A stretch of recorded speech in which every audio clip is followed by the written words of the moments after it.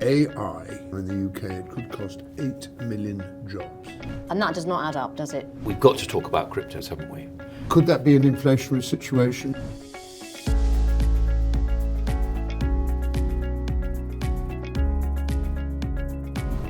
Welcome to Talking Markets. I'm Michael Wilson. I'm joined by my good friend and City veteran, David Buik. David, welcome. Thank you. And our very special guest on this edition is Helen Thomas. Now, there are so many things that I can describe you as, but let's start. Broadcaster, yep, tick. Economist, tick. Writer, tick. And also the founder of Blonde Money. Now, I'm going to talk to David for just a second about inflation and the rest. Do feel free to jump in. Let's just talk about inflation. Are we now at a sort of point? Is there what do they call it? An inflection point at the moment? Do you feel that? Do you know what? I don't really want to answer that question because this young lady has just written a very good paper on how the Federal Reserve has gone off at a tangent, leaving the rest of us high and dry. But let me try and answer your question straight away. Yeah. First and foremost, in the UK we've got it down to 3.4%, which is a pretty good effort when you consider that our energy policy for the last 10 years has been a disgrace. Yeah. And in the United States we're down to 4%-ish, and if you look at PCE, slightly lower than that. And that is all very well and good, but what we have to couple that with, in my humble opinion, is debt. And there are going to be people that come in who've had their very low level of loans, are all of a sudden going to be topped up somewhere between 2 and 3 times. So could that be an inflationary situation? Will that affect property? Helen, what do you think? Right, well, thank you. What an introduction to live up to. But I do think on inflation, as you were hinting at there, David, what we keep seeing from the Federal Reserve is, is the job really done? Yeah. They often talk about this last mile on inflation, but their target is still 2. They are supposed to set this for the long term. But what about growth and a potential for a recession if they continue with high interest rates? Because they come a very long way very quickly. So here's the thing I think it's very important to distinguish. You talked about the UK versus the US. There's a really key difference, and it's immigration. And I talk about this from an economics perspective. That's all I'm talking about. Not a political one. Not a political one. We Right. know it's consumed everybody politically all over the world. But from an economic perspective, the US has had very high visa issuances. If you can track it over the last few years, really high over these last few years, much more than pre-pandemic. What that means is they've been able to grow and get a new workforce in, and then that has actually borne down on inflation. So actually, some of the sort of good news story in the US from an economics perspective of a sort of immaculate landing or no landing that we're getting in the economy is because of that immigration policy, whereas the UK and Europe, it hasn't been exactly the same story. And I was also reading over the weekend, I don't know about you, that it doesn't really matter who wins the US presidential election, because on the one hand you've got somebody who's throwing money at the infrastructure, and you've got, on the other hand, somebody who's going to restore the tax cuts that they made. So by and large, they'll be casting around for money, will they? Actually, on the US, you mentioned debt. Can we briefly mention the chief of the Congressional Budget Office? No, we fully mentioned it. We don't briefly mention it. Yeah, let's get into really it. Really important. significant, isn't it? For those, I'm sure our learned viewers will have seen this too, but it's really interesting. So the chief of the CBO, Congressional Budget Office in America, said the debt projections, a day after he made the debt projections, this is potentially unsustainable. There could be a UK-style gilt crisis in the US Treasury market because they have, printed deficits as far as the eye can see. How are they going to do it? Let's just What's your comment? throw a little bit of colour into Yeah. it. $26 trillion to $33 trillion in just over a year. I mean, that is astronomical by any standards. I know what he was trying to do to boost the economy. I get it. But now, I know if inflation's coming down, but interest rates are still for some time going to be way above what they were 2 years ago. That means servicing debt is going to cost an absolute fortune. And as the audience of this podcast, a lot of them are investors. Can we just chuck the investors in as well? What does it mean for them? Well, I think they might be sitting there looking at some bonds and thinking, oh, look at the yields on these. I don't know how long they've been doing it, but if it's been even in the last, 15 years, rates were 0. They were useless. You could get nothing. now you do get a bit of a yield, don't you? But of course, you've got to offset it with the inflation. Yeah. But I think for the investors, what perhaps that takeaway from that CBO warning is that going forward in the longer term, is the US debt position sustainable, which might mean those US Treasury prices fall, and that means the yield's going up and the price falls, or the dollar. We've known one another a long time now. There's often questions on the dollar's demise, but is it sustainable for the dollar to print those kinds of numbers that you're seeing? Do you still want to be in US assets? Open question. What do you guys think? Is it a question? My disease-ridden mind working overtime tells me that China is smiling like a Cheshire cat. Because outside the normal US investor, they're probably the largest buyer of treasuries.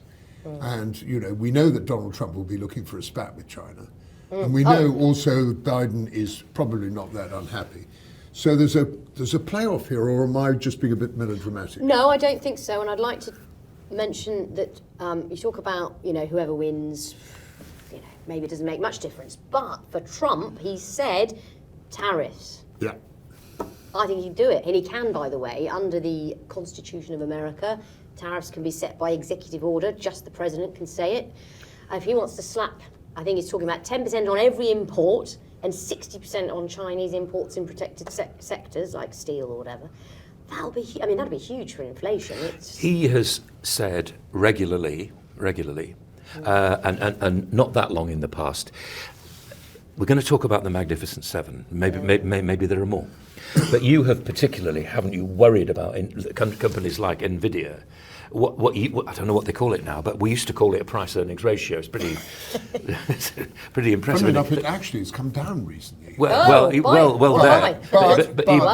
my point is, and I think this is what you're chucking in, and Helen would much rather have your input than ours. Sorry to point my finger, but it's just gesticulation. Is the fact that AI, we embrace it, yes, but there's some data out saying that they felt in 20 years' time in the UK it could cost 8 million jobs. Now, that is hysteria, or not. I know.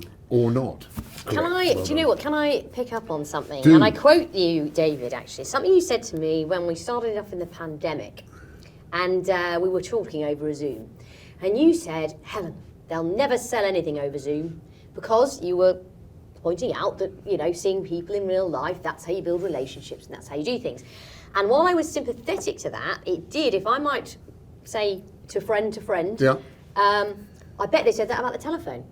Oh, you can't say anything about the telephone. So here's the thing, I often think with technology, we've got to be really careful that we don't embrace it. And you're laughing at it because you disagree with me. Because you're 100% right. No, you're 100%. Because casting my mind by that, my first job in 1962, the bank I worked for... That's almost before the Beatles. I know, it was. By a year, just sort of throw that in. But you had to get that in, didn't you? Yeah. We took in a De La Rue bull machine. Now, I promise you, it was the size of this studio. And it spewed out paper all day and told us absolutely nothing. Now, everybody was going, oh my God, all the jobs that are going to go in the next 10 years. This is horrendous. What did it do? Exactly the reverse. And it endorses your but then we do have to think about it, though. Yeah. It is going to what we're all agreed on is there's going to be a big There's going to be a change. Yeah. So now here's the thing. Now, let me test you on this. And please, if I'm talking nonsense, please tell me. But when that tech bubble was around in the 2000s, what somebody quite wisely said was, don't worry about the headline companies, the names of the companies. What you need to get involved in is the mechanics, the software, the stuff that you can't actually explain. The nerds know all about it. We know very little because we just see. But that's not bad advice. I suspect the same is with AI. I'm sure the companies will do extremely well. But the other thing about it is coming. It's definitely there, isn't it? It can't be uninvented. We can't. No, we can't. We can't be Luddites. We must embrace change. But I see it as, although clearly some jobs will end up redundant, let's hope it then allows us to do other things that people might want to do. I mean, it's a huge disruptor, and in some respects, you touched on valuation. When that kind of new technology comes along, you are going to get wild valuations because we don't really know. Here we are talking, we know it's going to have an impact, we know it's going to be big. But you only have to look at two companies, which I think a reasonable investment, this super microcomputer company, up 247% in the last year, welcomed with open arms into the Dow Jones Industrial Average. Quite extraordinary. And I bet you most people in the street have never heard of it. But it is going to be a major contributor to AI. There was another company last week that came onto the NASDAQ called Astera, which again is associated with AI. Shares on the first day of the opening market, 72% up. So it just shows you that if nerds or anti-nerd people like me don't understand it, there are plenty of people who think add-on value to all this technology is here to stay, and anybody who thinks it isn't needs to think again. You mentioned, well, he mentioned and you mentioned China, and we get all that. They buy the debt and so on. I mean, I ask you as an open question. I have no idea. I look at some of the stuff coming out of China, and I think it might be right. It might be wrong. It might be propaganda. I don't know what the truth is. I mean, I know the truth's a difficult one, and AI isn't going to help. It's also got an aging population as well, which is something which you cannot change. You either, get rid of them. I think Helen's got to answer this politically and economically, because I think they're of course, closely aligned, but they are different. Well, state-owned enterprises is China, isn't it? I mean, it is. Well, but what you talk about, we don't necessarily know what's going on there, but we could all get the general whiff of it. And China cannot totally isolate itself from the rest of the world. And where I'm looking at it is over sort of the last year or so. Well, it's been a bit more than that, but since we had the Evergrande episodes, and then we've had Country Garden, and then there's Zhongxing, another investment company. But the reason we know more about that is they've had offshore holdings or offshore investors in their dollar bonds, for example, and you can't run and hide from that, because that's an investor overseas who is not getting their money back or being restructured or worried for some reason. So I think we can be sure there are significant problems in the property market, and they haven't got the growth to back it up. Onto your point about an aging country, so we know it's struggling. And we've seen that reflected in the stock market, haven't we, this year? But here's the thing about a country that's a communist capitalist society. As you say, David, you can't extract the two. Capitalism is the market finds the price. Communism, crudely put, is I'm the president, I'm telling you that's the price. Deal with it later. And they will always use that to find their way through, and so it's just a very slow motion crisis, because because once you start slapping a price on this thing here, well, all those imbalances pop up over here.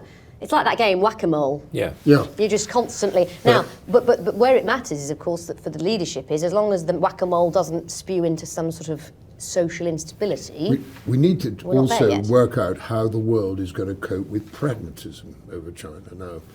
We had a rather pathetic demonstration of ill will towards China by Oliver Dowden. It was rather pathetic, I thought, in slapping China over the wrists.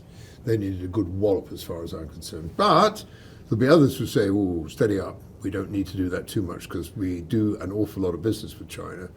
Where's the balance with the pragmatism? Well, this is it. It's almost impossible, because they're so large. Of course, they are dominant in the markets. They are, in whatever angle we go with. Even if it's indirectly, isn't it? Exactly. Talk about owning the treasuries, or, if you're an investor in that, or an offshore bond, well, if something goes wrong there, it could knock onto the rest of your portfolio. So look at cobalt and lithium, in Africa, they own everything. In Africa. I didn't even get to Africa. I'm sorry, I beg your pardon. No, you're right to mention it, because, so what that means is we're going to, I think, we won't resolve it. We will have to hold what appears almost a bit of a schizophrenic position. They're going to be, friend and enemy. What is it, frenemy? Where one, sometimes they're one or the other. Yeah. But we haven't talked about this. We could, but geopolitics generally is going to test that, isn't it? Because it's not just about markets anymore. No. I know this isn't a favourite subject of yours, and so David will handle this one. We've got to talk about cryptos, haven't we? And it was put, your friend actually, whose name escapes me Johnny right now. Fry, Johnny Fry, said. And I thought this was quite good. He said, when you get on a jet plane, right, you see that thing. It says Rolls-Royce, whatever it says on the engine. You don't have to understand how the jet works. You just know it's safe. I think it's the same with cryptos. I think that once you can talk about it goes straight over my head. I don't know about you, but there is a transparency about it, which is probably quite good, and it does need regulating because some of they're way behind the curve on that, in my opinion. That's why we've had these two huge fraud trials. Sam Bankman-Fried one, and the young lady over here who's up before the Buik for another huge fraud. Now these things, because everybody thinks it's just a sort of coin or whatever you might do, and there's any number of them. But the regulation and the education, for me, is absolutely paramount. Helen, what do you think? Well, it is, but how can you regulate something that's designed to evade the regulator? And I don't say that in a negative way. No. It's constructed to be decentralised. That's the part of its beauty and its appeal is, it's not. There isn't a government trying to devalue it through issuing loads of debt. It's supposed to be a thing that is, away from the grasp of government. So how are you ever going to reconcile that with the fact that you've got to have a regulator and countries are going to have their rules? You've got, on the one hand, El Salvador wants to embrace it for everything. I think their president wants that, doesn't he? And but then he knows about it, you can probably get on my thumbnail as well. But then on the other hand, you do have consumer protection. People know what they're getting into.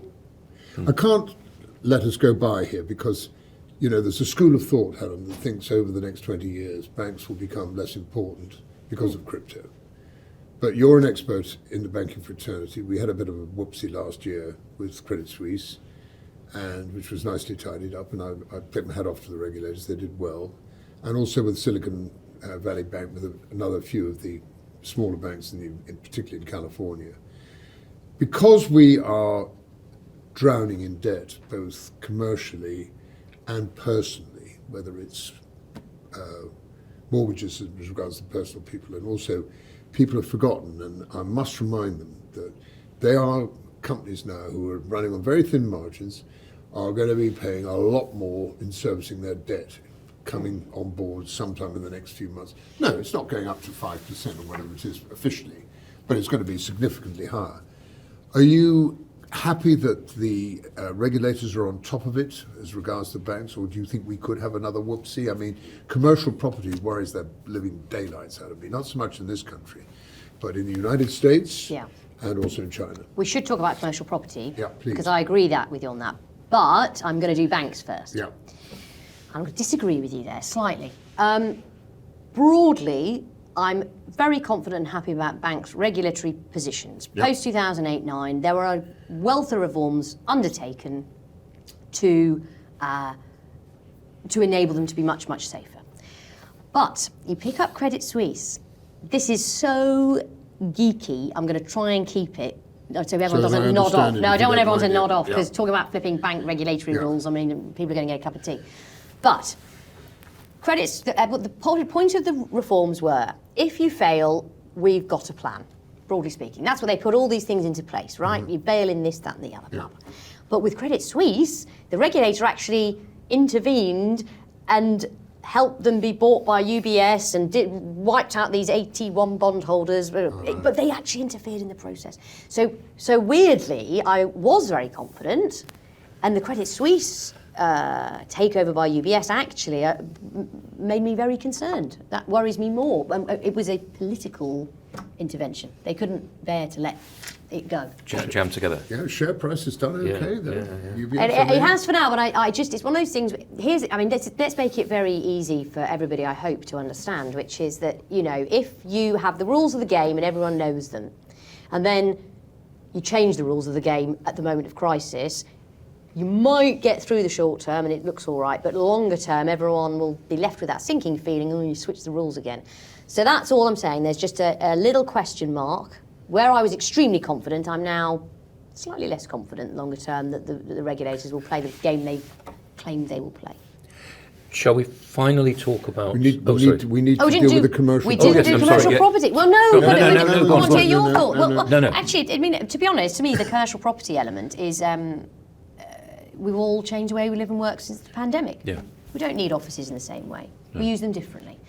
And therefore, by its nature, the way that offices are built might not be what we need in the future. They might need to be a bit more suburban. They might need to have huge meeting spaces for collaboration and what have you. Or they might have virtual rooms like this wonderful white backdrop we have here. You could probably put anything on there.